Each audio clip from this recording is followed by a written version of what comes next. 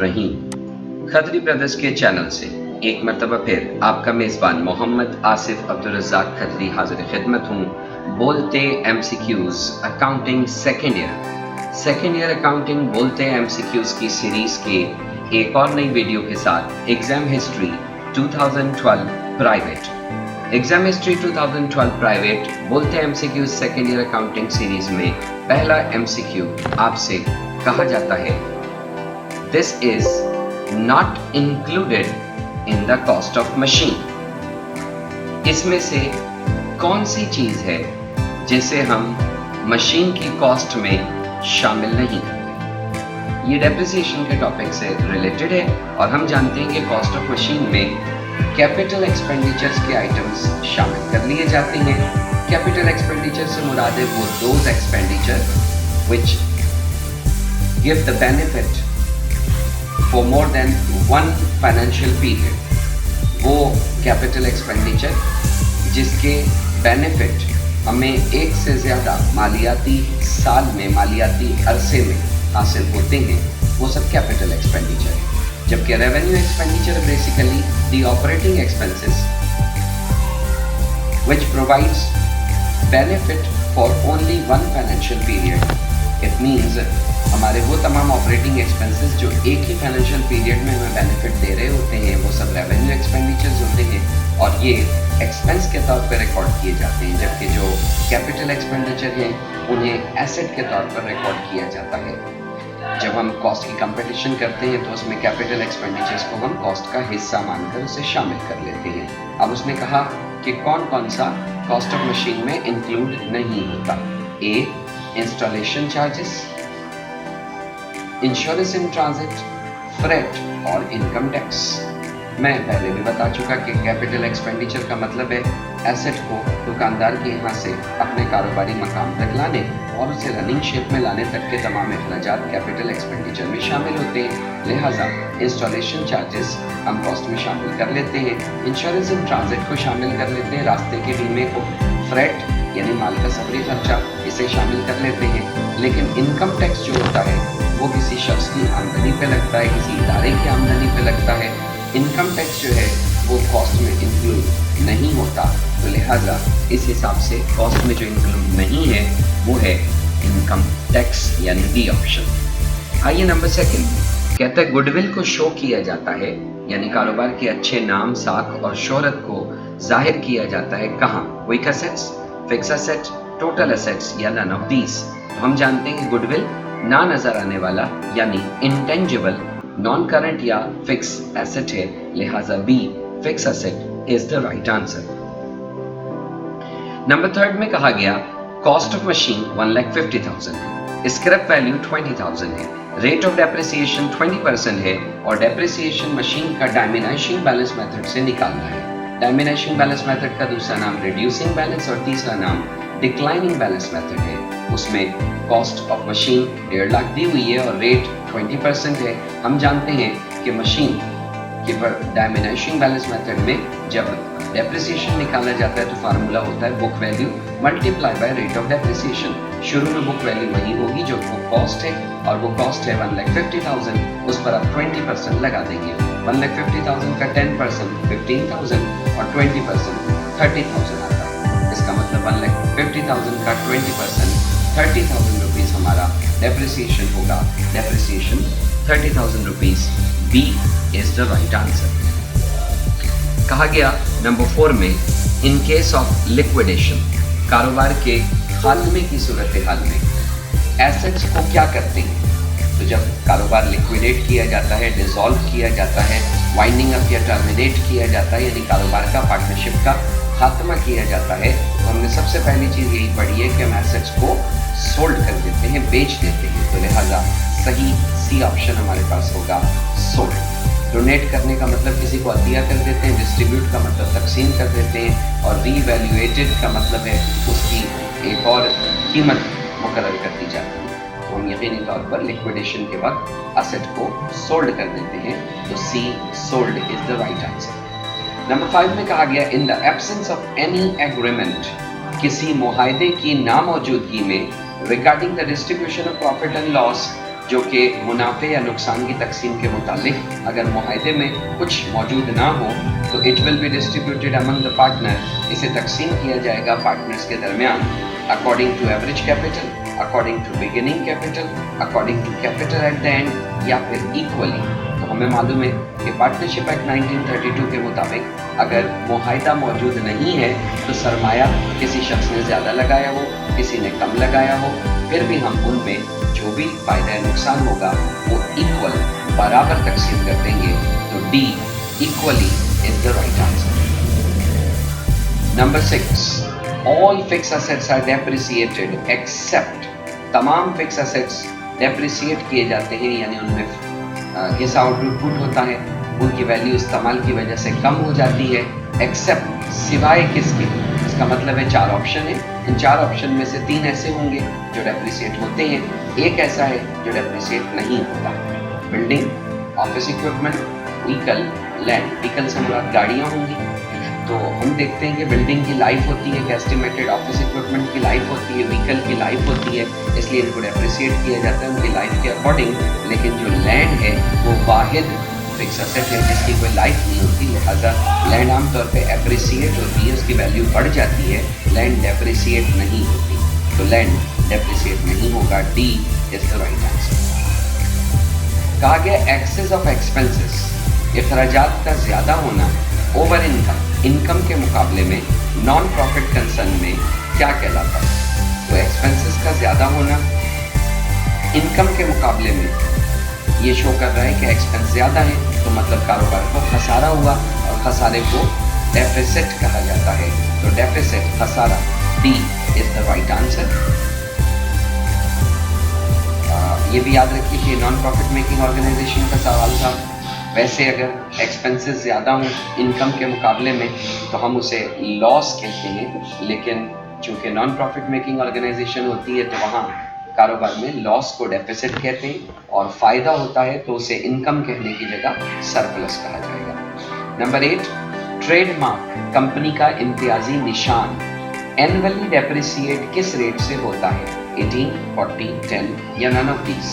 तो याद रखिए ट्रेडमार्क जो है वो ना नजर आने वाला असेट है, और आपके डेप्रिसिएशन के टॉपिक में क्वेश्चन पूछा जाता है what is the difference between depreciation, depletion and amortisation from view point of accounting. Depreciation, depletion और अमोर्टाइजेशन में क्या फर्क है। तो याद रखिएगा डेप्रिसिएशन टेंजिबल नजर आने वाले फिक्स एसेट्स पर लगाया जाता है, अमोर्टाइजेशन इंटेंजिबल ना नजर आने वाले असासे like goodwill, copyright, trademark, pattern, franchise, licence, software fees, इन सब पे लगाया जाता है। अमोर्टाइजेशन की एंट्री होती है अमोर्टाइजेशन एक्सपेंस डेबिट, और वो ना नजर आने वाला असासा लाइक ट्रेडमार्क वो क्रेडिट कर दिया जाएगा। तो इसका मतलब है ट्रेडमार्क अमोर्टाइज होता है, वो डेप्रिसिएट नहीं होता। जबकि जो नेचुरल रिसोर्सेज हैं जैसे कोल माइन हो गया, आपका सॉल्ट माइन हो गया, आपका ट्रीज हो गए, टिम्बर हो गया, फिशरीज हो गया, ऑयल फील्ड हो गई, ये सब नेचुरल रिसोर्सेज हैं जिनको हम थोड़ा थोड़ा एक्सट्रैक्ट करके उनकी ज़रखेज़ी को इस्तेमाल कर लेते हैं, उनके रिसोर्सेज को यूज़ कर लेते हैं, तो वो डेप्लीशन कहलाता है। तो इसलिए डेप्लीशन नेचुरल रिसोर्सेज पे लगेगा, डेप्रिसिएशन नज़र आने वाले टेंजिबल एसेट्स पर, और इनटेंजिबल ना नज़र आने वाले एसेट्स पर अमोर्टाइजेशन होगा, डेप्रिसिएशन नहीं होगा। तो लिहाजा डेप्रिसिएट को किसी भी रेट से नहीं होगा, नन ऑफ दीज। नेक्स्ट कहा गया व्हेन पार्टनरशिप इज डिसॉल्व, जब शराकतदारी का खात्मा कर दिया जाता है, this is the final task. तो आखिरी काम क्या होता है। तो हम जानते हैं कि पहले एसेट बेचते हैं, फिर लाइबिलिटीज अदा कर देते हैं, जो फ़ायदा नुकसान होता है वो रियलाइजेशन का कैपिटल में ट्रांसफ़र हो जाता है, ना नज़र आने वाला कोई एसेट गुडविल वगैरह होता है तो उसे ख़त्म कर दिया जाता है। फिर कारोबार में आखिरी काम ये रह जाता है कि जितने पैसे बचे हैं उसके अकॉर्डिंग जो कैपिटल बैलेंस बचा है वो कैपिटल बैलेंस पे करके पार्टनर्स को पेमेंट कर दी जाती है। तो इसका मतलब पार्टनर्स को पेमेंट करना फाइनल टास्क, फाइनल काम होता है। तो राइट आंसर होगा ए, पेमेंट टू पार्टनर्स। नंबर 10 में कहा गया टर्म डिबेंचर का क्या मतलब है। डिबेंचर का जो लफ्ज़ है वो उर्दू के लफ्ज़ मकरूजियात से निकला है। तो डिबेंचर्स मकरूजियात, कर्जे, वो कर्जे जो एक कंपनी जारी करती है, आमतौर पर नॉन करंट लाइबिलिटी होता है, तो डिबेंचर नॉन करंट लाइबिलिटी है और नॉन करंट लाइबिलिटी का ऑप्शन ए, बी, सी और डी में मौजूद नहीं है। तो उसका मिलता जुलता या suitable option long term loan मौजूद है, क्योंकि ये तवील अरसे का लोन यानी कर्जा होता है। तो ए इज द राइट आंसर के डिबेंचर का मतलब होता है ज़्यादा तवील अरसे का कर्जा, जो 2 साल से लेकर 10-15 साल या उससे ज़्यादा का हो सकता है। फिर कहा गया टर्म, ये टर्म एक इनकम है नॉन प्रॉफिट कंसर्न, यानी नॉन प्रॉफिट बिला मुनाफा चलने वाली जो इदारे होते हैं उनके लिए ये नीचे दिया गया एक इनकम है। एसेट्स, लाइबिलिटी, कैपिटल या सब्सक्रिप्शन। तो हम जानते हैं कि सब्सक्रिप्शन से मतलब ये है कि किसी ऑर्गेनाइजेशन को अगर किसी खास मेंबर्स चलाते हैं तो वो मेंबर माहाना या सालाना जो वजीफे की तरह मुद्दती मुसलसल अदायगी उस इदारे को करते रहते हैं वो कहलाती है सब्सक्रिप्शन। सब्सक्रिप्शन उस इदारे के लिए एक इनकम होती है, लिहाजा subscription is the right answer. Number 12 में कहा गया दिस इज इंटेंजिबल एसेट, ये ना दिखाई दिया जाने वाला असासा है। पेटेंट, फर्नीचर, कैश और लैंड। कैश, फर्नीचर और लैंड तीनों नजर आते हैं, पेटेंट नजर नहीं आता, तो पेटेंट राइट आंसर होगा।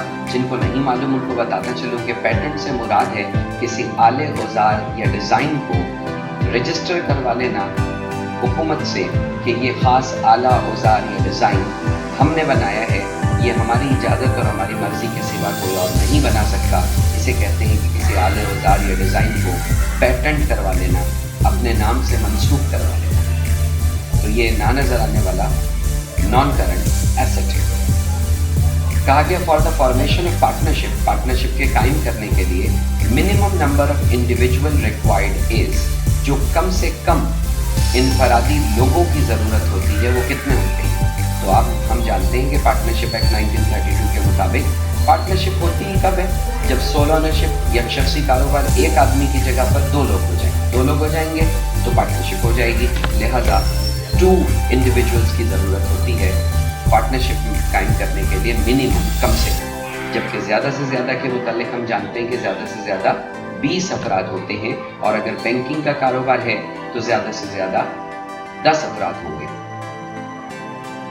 कहा गया डिस्ट्रीब्यूशन प्रॉफिट का एक कंपनी का कैश की शक्ल में जब किया जाता है तो उसे क्या कहते हैं। The distribution of profit of a company in the form of cash is called cash individual, stock dividend, property dividend and none of these. तो हम देखते हैं कि जो मुनाफा कंपनी तकसीम करके कैश की शक्ल में अपने शेयर होल्डर्स को देती है वो कैश डिविडेंड कहलाता है। यहाँ ए ऑप्शन में कैश इंडिविजुअल लिखा है, कैश डिविडेंड नहीं लिखा। इसका मतलब ना ए हो सकता है, ना बी, ना सी।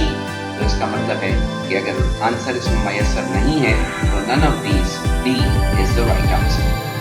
नंबर 15, द एक्सेस, ज्यादा होना, issue of share price over the par value is called. Share के जारी करने में कीमत का पार वैल्यू से मुकर्रर करदा दाम से ज़्यादा होना क्या कहलाता है। तो हम जानते हैं कि issuance of share and debenture में कंपनी के कायम होते वक्त उसके एक शेयर के दाम मुकर्रर हो जाते हैं, जिसे पार वैल्यू या फेस वैल्यू का नाम दिया जाता है।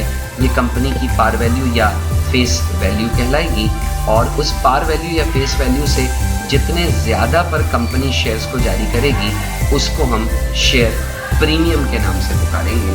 प्रीमियम यानी मुनाफा, तो B option share premium. Next कहा गया अनक्लेम डिविडेंड। अनक्लेम का मतलब है जिसका किसी ने दावा ना किया हो। तो अनक्लेम डिविडेंड क्या होता है। तो हम जानते हैं जी अनक्लेम डिविडेंड से मुराद है ऐसा मुनाफा जिसका किसी ने दावा ना किया हो, और जो दावा नहीं किया गया तो इसका मतलब है वो कैश डिविडेंड या स्टॉक डिविडेंड के पेएबल की शक्ल में, लाइबिलिटी की शक्ल में पड़ा होता है। तो अनक्लेम डिविडेंड दरअसल हमारा लाइबिलिटी कर्जा होता है। तो B liability is the right answer. Number 17, the term retain earning means. जो रिटेन अर्निंग है उसका क्या मतलब। तो रिटेन का मतलब रखना, महफूज करके रखना, अर्निंग यानी कमाई। तो कमाई को महफूज करके हम जो रखते हैं, बरकरार कमाई को करके जो रखते हैं वो दरअसल हमारा रिटेन अर्निंग होता है। तो रिटेन अर्निंग मुनाफों को जोड़कर जमा करके रखने का नाम है। ऑप्शन में कहा गया capital, reserve, accumulated revenue and net profit. तो इसमें सी ऑप्शन जो है इसका उर्दू मतलब बनता है एक्यूमुलेटेड रेवेन्यू, यानी आमदनी को जमा करके रखना। तो यकीन तौर पर रिटेन अर्निंग आमदनी को जमा करने ही का दूसरा नाम है, तो सी इज द राइट आंसर। कहा गया the amount of share capital, रकम शेयर कैपिटल की with which a company is registered, जिसके तहत एक कंपनी रजिस्टर्ड होती है, उसे क्या कहते हैं? तो एक कंपनी जिस सरमाए के साथ रजिस्टर्ड होती है उसे इशूड, पेड अप, अथोराइज या called up capital. Right answer होगा अथोराइज कैपिटल। अथोराइज कैपिटल इख्तियार दिया गया सरमाया, यानी एक कंपनी को इख्तियार मिलता है कि वो अपनी पूरी ज़िंदगी के दौरान कोई इतनी अमाउंट में शेयर को जारी कर सकती है, जिसे अथोराइज कैपिटल, रजिस्टर्ड कैपिटल या नॉमिनल कैपिटल के नाम से पुकारा जाता है, और एक कंपनी इसी सरमाए से रजिस्टर होती है। कहा गया under the diminishing balance method amount of annual depreciation. Diminishing balance method में जो डेप्रिसिएशन की सालाना रकम होती है वो ग्रेजुअली इंक्रीज, रफ्ता रफ्ता बढ़ती है, रिमेन्स कांस्टेंट, एक जैसी रहती है, ग्रेजुअली डिक्रीजेस, रफ्ता रफ्ता कम हो जाती है, डज नॉट चेंज, तब्दील नहीं होती। मैं पहले भी बता चुका कि डायमिनेशन बैलेंस मेथड में आमतौर पर इब्तदाई सालों का डेप्रिसिएशन ज़्यादा होता है और फिर रफ्ता रफ्ता कम होता चला जाता है, तो इसका मतलब ग्रेजुअली डिक्रीज करता है, कम होता है। सी इज द राइट आंसर।